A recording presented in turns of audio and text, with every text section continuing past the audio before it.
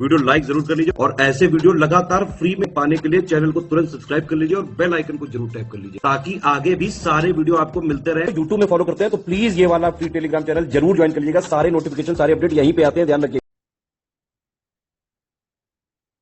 जय हिंद everyone, welcome you all to study for civil services. मैं हूं आयुषी मदान और आपके सामने है 19 सितंबर के इम्पोर्टेंट करंट अफेयर्स। अभी हमने 18 के कंप्लीट करे थे, आप लोगों ने उसकी वीडियो देखी। उसमें मैंने काफी सारे आर्टिकल्स लिए, मैंने 12 आर्टिकल्स को कवर कराया, सारी इंपॉर्टेंट चीजों को, तो वो हमने कवर अप कर लिया। इसी प्रकार से अब हम 19 के भी कवर अप करेंगे। आपको इसकी वीडियो चाहिए तो आप इस चैनल को ज्वाइन कर सकते हो, आपको इसकी पीडीएफ चाहिए तो ये है भाई हमारे नंबर्स, आप इन नंबर्स पे आराम से कॉल करो और जो भी आपको पीडीएफ चाहिए जाके लो और अपना काम अपना आप ऐसे ही कर सकते हो, ठीक है। बाकी ये है हमारे टेलीग्राम चैनल्स, ये है नंबर्स, इन नंबर्स पे आप कॉल करो। और ये टेलीग्राम चैनल मैं आपको कहूंगी जरूर ज्वाइन करो, क्योंकि जितनी भी अपडेट्स होती है ना वो सब यहीं पर ही देते हैं। 1 बजे तो चलो हमारा आ जाता है वीडियो, ठीक है। बट इसके अलावा आपको पता है कि मैं वीकली करंट अफेयर भी आपके सामने जरूर लेके आती हूँ। मंथली तो चलो आपका आ जाता है उस पर आपको पता है कि वीकली भी मैं अपलोड करती रहती हूँ, ठीक है। तो 1 सितंबर से जो 7 सितंबर तक के करंट अफेयर है वो अपलोड हो भी चुके। तो आप सबको क्या करना है, वो वीकली वाले को भी कवर अप करना है। ऐसा मत सोचिएगा कि वीकली जो है ना पढ़ के काम चल जाएगा, नहीं भाई, नहीं चलता, बिल्कुल नहीं चलेगा। समझ रहे हैं सब लोग? तो ऐसा नहीं है, आपको पढ़ना पड़ेगा।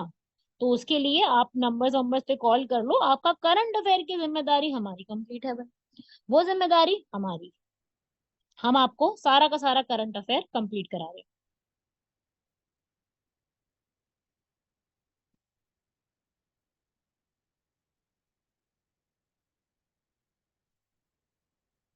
समझ रहे हो भाई? चलो बढ़े आगे, हम स्टार्ट कर लेते हैं हमारा फर्स्ट आज का आर्टिकल। देखो आज भी मैंने 11-12 आर्टिकल्स लिए, आज 11 लिए थे मैंने। जल जीवन मिशन आया है, पोस्ट ऑफिस का बिल है, ठीक है। ये दोनों इंपॉर्टेंट है। प्रधानमंत्री मत्स्य संपदा योजना हो गया, सेक्शन 26 हो गया अनलॉफुल एक्टिविटीज का, गवर्नमेंट की limits, renewable energy, Ponzi scheme, ये सब आर्टिकल्स हैं। चलो भाई शुरुआत कर लेते हैं। सबसे पहला पहला हम देख लेते हैं जल जीवन मिशन को, क्योंकि ये मिशन एक काफी इंपॉर्टेंट और बड़ा मिशन रहा है। और जो द हिंदू जो आपको पता है, एक जो हमारा आता है न्यूज़पेपर, उस द हिंदू के हिसाब से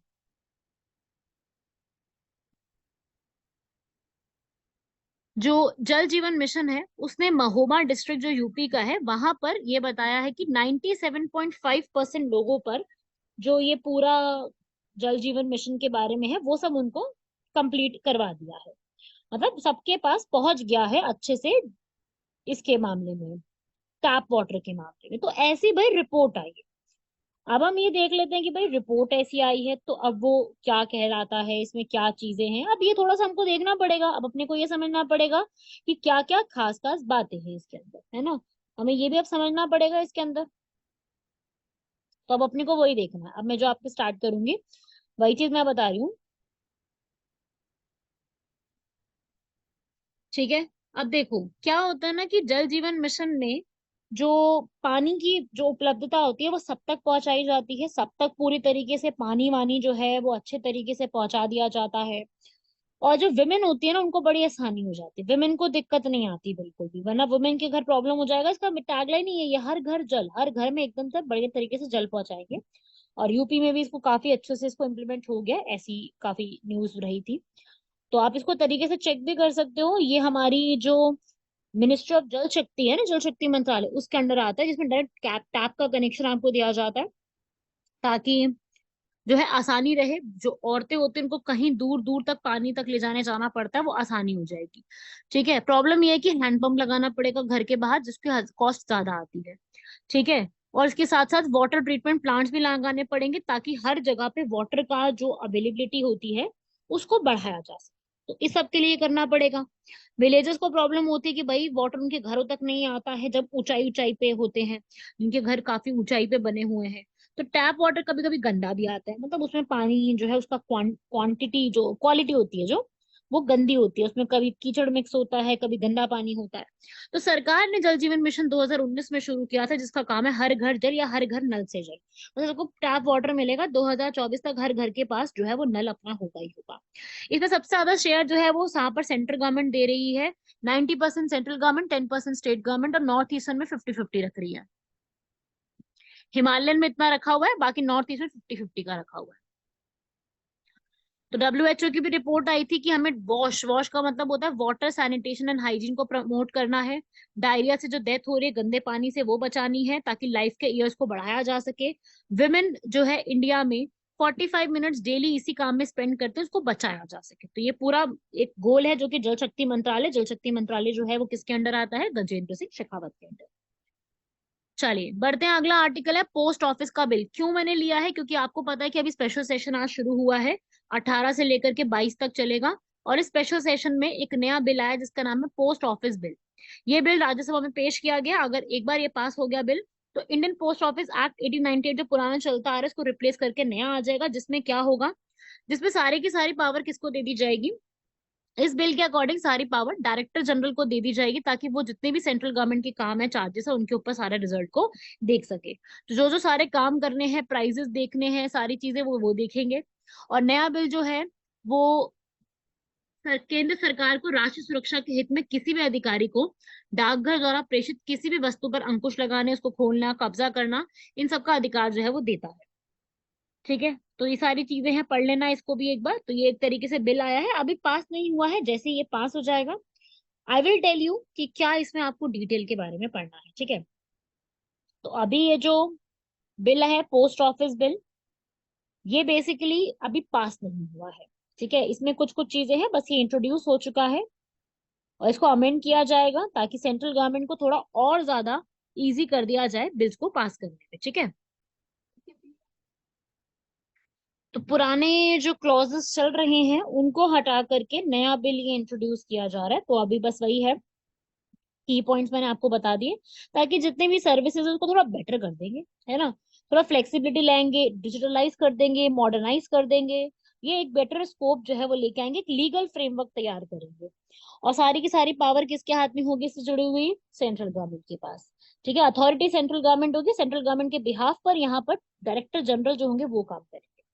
ठीक है, कुछ भी चेंजेस करने हैं, चार्जेस लेकर के आने हैं, और वो सब चीजें जो है इसमें, देखो एक खास बात मैं आपको पहले ही बता दूं, इस पूरे बिल के अंदर सबसे ज्यादा कंट्रोल सेंट्रल गवर्नमेंट का है।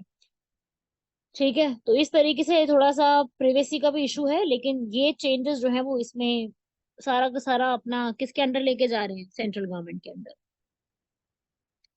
जुडिशियल डेटा ग्रिड, हाँ भाई, जो हमारे DY चंद्रचूड़ CGI हैं, उन्होंने बोला है कि नेशनल जुडिशियल डेटा ग्रिड को ओपन डेटा पॉलिसी बनाया जाएगा। तो अभी यही चीज यहाँ पे न्यूज में है, अब ये समझ लेते हैं कि नेशनल जुडिशियल डेटा ग्रिड है क्या चीज। ये आप एक बार आप उस पे गूगल पे भी सर्च करना, तो नेशनल जुडिशियल डेटा ग्रिड करके एक आपको मिल जाएगा, जिसमें आपको सारे के सारे डिस्ट्रिक्ट कोर्ट, तालुका में बने हुए कोर्ट, कौन से केसेस पेंडिंग है, ये सब कोर्ट की डिटेल्स हमको देता है। इस वेबसाइट पे सर्च करना, मैंने पूरा सर्च किया था एक्चुअली में, तो मैंने वहां पे देखा कि करीब करीब इसके अंदर 18,735 डिस्ट्रिक्ट और सबऑर्डिनेट कोर्ट्स ने मिल करके ये डिटेल्स यहाँ पे दी हैं। और ई कोर्ट का प्रोजेक्ट के अंडर इस पूरे को रखा गया, डेटाबेस तैयार है। ठीक है, डेटाबेस है ये, इसमें डेटा कहाँ है, कितना, उसमें क्या वर्डिक्ट आया, ट्रांसपेरेंसी लाने के लिए हर चीज यहाँ पे तैयार की गई है। 18,000 केसेस का है डेटा, इसमें अपलोड किया जाता है। तालुका लेवल पे शुरू कर देते हैं, फिर डिस्ट्रिक्ट लेवल पे जाते जाते आगे बढ़ते जाते हैं ई कोड्स के तहत। ये पूरा का पूरा एक प्लेटफॉर्म है, वेबसाइट है। ये पूरा का पूरा एक पोर्टल जो डिजाइन किया है वो NIC, नेशनल इंफॉर्मेटिक्स सेंटर, उन्होंने इस पूरे को डिजाइन किया है। ठीक है, अभी आप कितने सारे केसेस को यहाँ पे चेक कर सकते हो, उनका मैनेजमेंट देख सकते हो, और रजिस्टर्ड केसेस कितने हैं, पेंडिंग कितने हैं, क्या उसका रिजल्ट आया, वो सारी चीजों को यहाँ पर हम जान सकते हैं। लैंड डिस्प्यूट्स का देख सकते हो, काफी सारी स्टेट्स ने अपना डेटा इंटीग्रेट कर दिया इसके साथ। ठीक है, तो NJDG जो है वो एक आप पढ़ सकते हो, न्यायालय द्वारा स्टार्ट किया गया जितने भी लंबित निपटाए गए मामले हैं, उन सबसे जुड़े हुए मामलों के ऊपर एक संग्रहित डेटा तैयार किया गया, जो कि ई कोड के तहत तैयार किया है। पूरा कोऑर्डिनेशन बनाए रखने के लिए, पूरा एक मैनेजमेंट रखने के लिए सेंट्रल गवर्नमेंट ने स्टार्ट किया है। तो क्वेश्चन आता है इसमें क्या क्या चीजें हैं जो मैंने आपको बताई हैं, उसको आप नोट्स में भी लिखो। अरे पूरा का पूरा आर्टिकल आपको प्रीलिम्स के लिए लर्न करके जाना है। जितने भी आप अब तक पढ़ चुके हो उसमें सारा कुछ प्रीलिम्स के लिए पढ़ के जाना, ठीक है। तो ये मैंने पूरा जो आर्टिकल लिया है, ये मैंने आर्टिकल लिया है असल में पीआईबी की वेबसाइट से। बताया था ना मैंने, पीआईबी, प्रेस इंफॉर्मेशन ब्यूरो। ये ब्यूरो पूरा चेक करता है, मतलब सारी चीजों के बारे में लिखता है, और ministry of law and justice के अंडर ये पूरा लिखा गया है। आप भी चाहो तो इस पे जाकर के तसल्ली से चेक कर सकते हो, सारा डेटा निकाल देगा कि भाई इतने केसेस हैं, इतना ऐसे है, करंट ईयर में कितने केसेस हैं, कितने केसेस पहले डिस्पोज हो चुके हैं, अब कितना है, क्या चीज रहेगी, कितने जजेस का रहेगा वहां पर, हर एक चीज डिटेल में दी गई है। तो बहुत अच्छा मुझे लगा ये इनका, तो इसलिए मैंने आर्टिकल दिया आपको ये वाला, ठीक है। बर्थ और डेथ के सर्टिफिकेट का एक नया एक्ट आया गवर्नमेंट ने, यहाँ पर जो है वो जितनी भी बर्थ हुए हैं, जितनी भी डेथ हुई है, उन सबको अब डिजिटल लिखना शुरू कर दिया है। आपको डॉक्यूमेंट, एक बर्थ सर्टिफिकेट आपका बन गया, वो डॉक्यूमेंट आपका हर जगह काम आएगा। पहले हम 10th क्लास का यूज करते थे ना, कि आपका बर्थ सर्टिफिकेट 10th क्लास वाला सर्टिफिकेट काम आता था। अब क्या कर दिया कि एडमिशन लेना, आपने किसी स्कूल में ड्राइविंग लाइसेंस बनाना, आधार कार्ड, वोटर वगैरह कुछ भी आपको काम करवाना है, ये सब काम आप डिजिटल बर्थ सर्टिफिकेट की हेल्प से सारे कामों को कर सकते हो, ठीक है। तो ये सारा डेटा जो होगा, सेंट्रलाइज डेटाबेस जो होगा, ये पूरा यहाँ पे तैयार किया गया है। और कंपलसरी है कि आपको करना ही पड़ेगा, आधार नंबर पेरेंट्स का लेकर के बच्चों के साथ लिंक करके। तो बर्थ सर्टिफिकेट बनाना कंपलसरी हो गया। ये पूरा का पूरा जो सर्टिफिकेट बनेगा बर्थ का और डेथ का, ये रजिस्ट्रार जनरल ऑफ इंडिया है वो पूरा यहाँ पर बनाएंगे। मिनिस्ट्री, होम मिनिस्ट्री के अंडर आते हैं ये, जो ये वही है जो कि सेंसस भी करवाते हैं ना, तो उसी के तहत पूरा ये काम जो है वो देखेंगे, ठीक है भाई। अगला आता है प्रधानमंत्री मत्स्य संपदा योजना। मत्स्य मैंने आपको मीनिंग बताया था, इसका मतलब होता है फिशेस। तो ये पूरी स्कीम जो है वो फिशरीज के लिए स्टार्ट की गई है। गवर्नमेंट ने बोला है कि इसके लिए हम अपनी अलग से एक इन्वेस्टमेंट 6,000 करोड़ की दे रहे हैं, ठीक है। और अभी तक 38,000 करोड़ की इन्वेस्टमेंट की जा चुकी है, जिसमें और नई नहीं होंगी, क्योंकि हम मत्स्य संपदा कर रहे हैं, मतलब कि फिशरीज को, सेक्शन को और बढ़ा रही हैं। ब्लू रिवॉल्यूशन, हरित क्रांति, सॉरी, जो हमारी नीली क्रांति है, उसको हम बढ़ावा यहाँ पर देना चाह रहे हैं। तो ये स्कीम जो है पहले 5 सालों के लिए चली थी, 2020 में भी इसमें चीजें और की गई और ज्यादा, ठीक है। और इसमें अंदर जो है पूरा एक चेन बनाई जा रही है, क्रेडिट बनाए जा रहे हैं, इंस्टीट्यूशनल क्रेडिट, किसान क्रेडिट कार्ड के स्कीम के तहत काफी इन्होंने इम्प्रूवमेंट भी करी है। हमारे बहुत सारे फिशरीज के जो सेक्टर के लोग हैं, उन सबको और इम्प्रूव किया है यहाँ पर। तो इसी वजह से जो आप कह सकते हो कि फिशरीज को इन्होंने काफी ज्यादा इम्प्रूव करने की कोशिश की है। 20,000 हेक्टेयर तक इन्होंने फ्रेश पॉन्ड्स बनाने, लैंडलॉक्ड हरियाणा राजस्थान के एरिया में एक्वा कल्चर को डेवलप करने, सक्सेसफुल फार्मर्स को हेल्प करना, तो काफी सारी ऐसी चीजें करी। 127 करोड़ के सीवीड पार्क बनाए हैं। तो हम कह सकते हैं कि fisherman and fisherwomen दोनों को यहाँ पर एम्पावर करने की कोशिश की गई है, ठीक है। तो आप ये रीड कर सकते हो, इंडिया को अब काफी बड़े लेवल पे एक्वाकल्चर का एक एक्सपोर्टर के रूप में जाना जाता है।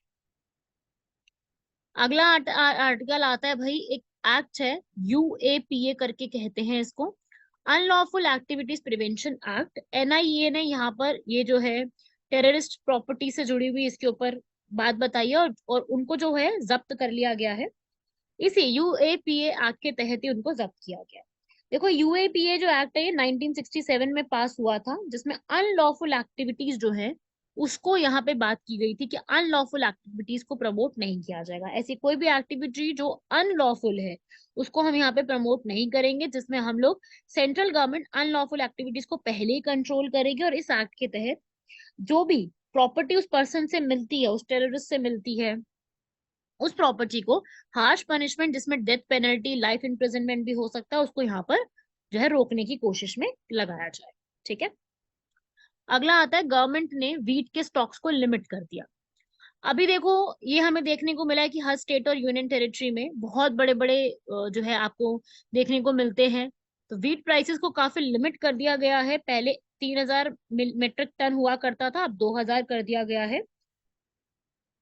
ठीक है भाई, तो इसमें आप देख सकते हो गवर्नमेंट ने वीट के स्टॉक्स को थोड़ा सा लिमिट कर दिया। तो असेंशियल कमोडिटीज एक्ट के तहत इसको किया गया है, जिसमें इसमें होता ये है कि अगर जो कोई भी फूड का आइटम है उसकी ब्लैक मार्केटिंग को बचाने के लिए इस पूरे स्टेप को लिया जाता है। ठीक है।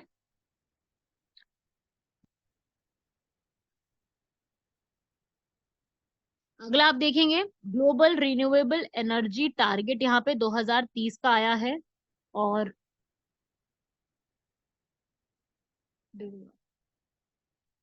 ग्लोबल रिन्यूएबल एनर्जी का टारगेट है जो कि यूएनएफसीसी ने यहाँ पर बताया है। और अभी होगी नवंबर 30 से दिसंबर तक एक यूएनएफसीसी की कॉन्फ्रेंस होगी COP28 के तहत, कॉन्फ्रेंस ऑफ पार्टीज। तो उसके तहत इस पूरे स्टेप को लेने की बात जो है वो की जा रही है। एस्पिरेशनल गोल के साथ G20 यहाँ पर डिक्लेरेशन साइन हुई है। तो अभी आपको मैंने बताया था पहले भी इसके बारे में, रिन्यूएबल एनर्जी के टारगेट्स को मीट करने के लिए, ताकि हम आगे आने वाले समय में रिन्यूएबल एनर्जी को और ज्यादा जनरेट कर सके। ठीक है, रिन्यूएबल एनर्जी आपको पता है जो आगे चल के भी इस्तेमाल की जा सके, उसे हम कहते हैं रिन्यूएबल एनर्जी।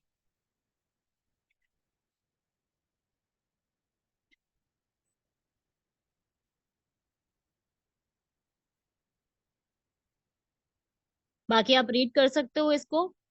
सोलर और विंड से एनर्जी यहाँ पे निकाली जाएगी, कंस्ट्रक्शंस किए जाएंगे। ठीक है भाई, ये आप रीड कर सकते हो। इस तरीके से पूरी जो भी चीजें हैं यहाँ पर बेटर जो है वो बनाने की कोशिश की जा रही है। आप इसको रीड कर लोगे इसलिए भी आपका इनफ है।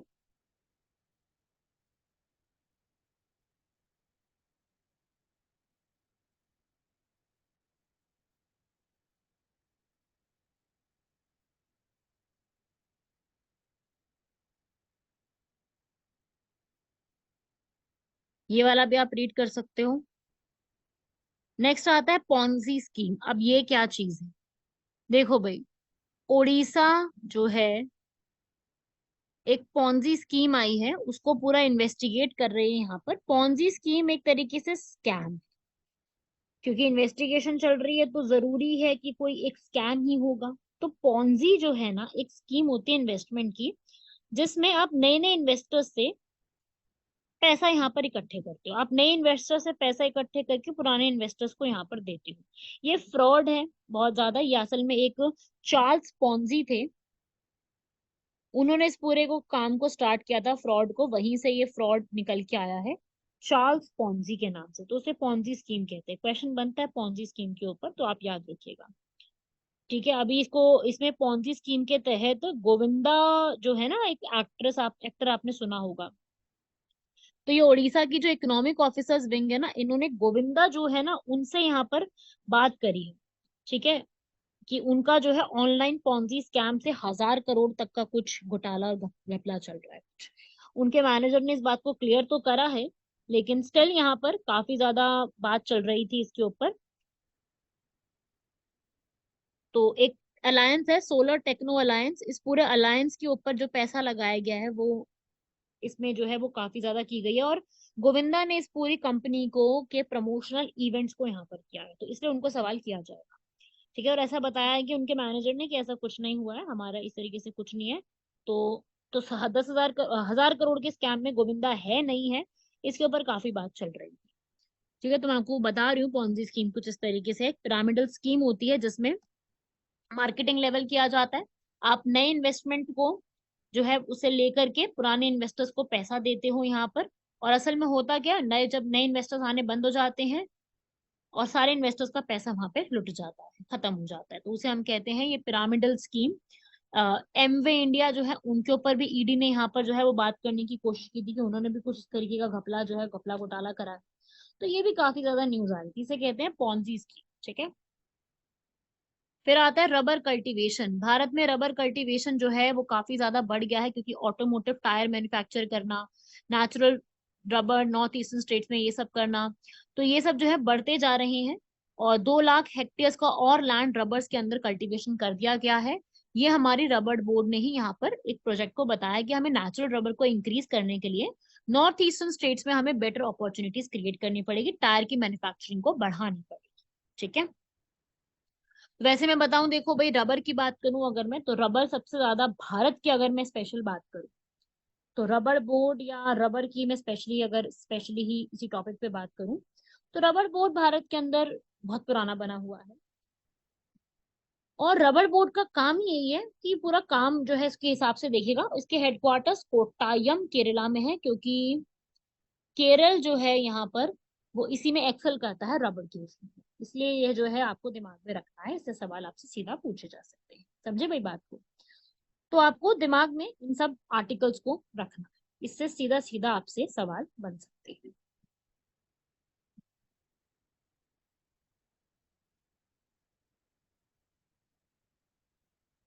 लास्ट है हमारा शांति स्वरूप भटनागर अवार्ड। ये अभी हाल फिलहाल में CSIR जो है हमारी, उन्होंने ये अवार्ड्स दिए हैं। यहाँ पर शांति स्वरूप भटनागर जो है, ये अवार्ड दिए जाते हैं साइंस की फील्ड में एकम्प्लिश साइंटिस्ट को ये अवार्ड दिए जाते हैं। एक तरीके से कह लो ये हमारे भारत के खुद के नोबेल प्राइज की तरह से है।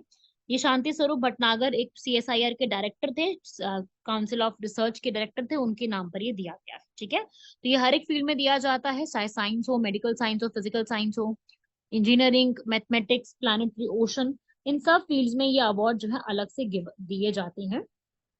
ठीक है भाई, तो ये काफी अलग तरीके से, जिसने कुछ अलग सा काम किया हो इस पूरी फील्ड में, उनको ये अवार्ड स्पेशली दिए जाते हैं। वुमेन को दिए जाते हैं, लेकिन या वुमेन यहाँ पे उतनी ज्यादा एक्सेल नहीं करती। बट ये याद रखिएगा, शांति स्वरूप भटनागर अवार्ड। बाकी PM केयर्स फंड पे आज मैंने क्वेश्चन लिया है। PM केयर्स फंड आप सभी लोग जानते हैं, सबने सुना है। ये PM केयर्स फंड जो है, इसके हेड हमारे नाम से पता चल रहा है, फंड PM के अंडर आता है। और ये PM केयर्स फंड जो है, ये कोविड के समय शुरू किया गया था, जिसमें 100% डोनेशन टैक्स फ्री रही। जितने भी आप इसमें डोनेशन करोगे वो बिल्कुल आपको टैक्स फ्री करके ही यहाँ पर देंगे। तो इस तरीके से आपको याद रखना है PM केयर्स फंड के बारे में। लेकिन ये खास बात है कि इसमें आप RTI नहीं लगा सकते, पता नहीं खास बात है या क्या है, बट ये आप इसमें RTI नहीं लगा सकते। ये केयर्स फंड जो है 27 मार्च 2020 में जो कोविड पैंडेमिक आया था, तब से ये स्टार्ट हो गया है कोविड-19 से निपटने के लिए। प्राइम मिनिस्टर इसके हेड है। साथ साथ इसमें डिफेंस के home minister, finance minister Ratan Tata, सुधा मूर्ति, ये सब इसके साथ जुड़े हुए हैं।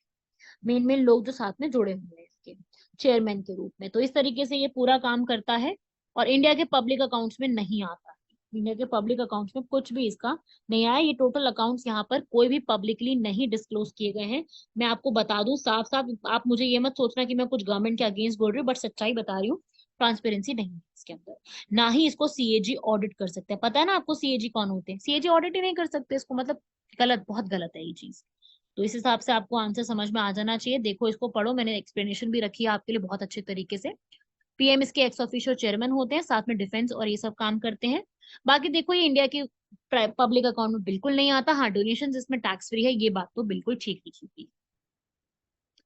लास्ट क्वेश्चन है हमारा आज का GDP के ऊपर। GDP किसको कहते हैं? तो देखिए भाई, GDP जो होती है हमारी, GDP हमारा पूरे इंडिया में कितना प्रोड्यूस हुआ है वहां पर, हमें उससे मतलब है। कौन प्रोड्यूस कर रहा है अपने को मतलब नहीं।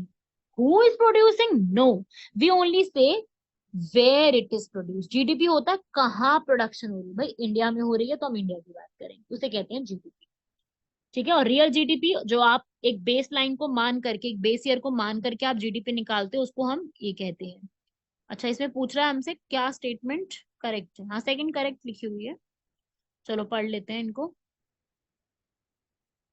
फर्स्ट स्टेटमेंट में गलती क्या है देख लेते हैं।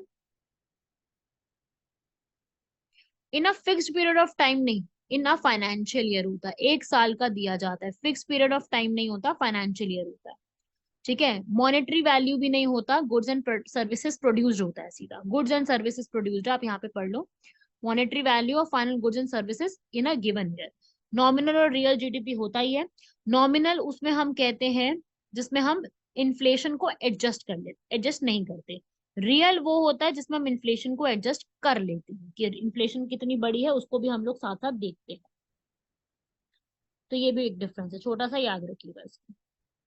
ठीक है भाई, यहाँ तक अपना क्लियर करो, पढ़ो अच्छे से यहाँ तक चीजों को। बाकी कैसा है लेक्चर, क्या क्या चीजें आपको समझ आ रही हैं, इसमें क्या क्या चीजें हैं, वो आप लोग देखते रहिए, और जो भी इसमें बात होगी वो मुझको बता दीजिएगा। ठीक है भाई, चलो कंप्लीट करते हैं यहाँ तक। धन्यवाद, शुक्रिया, जय हिंद।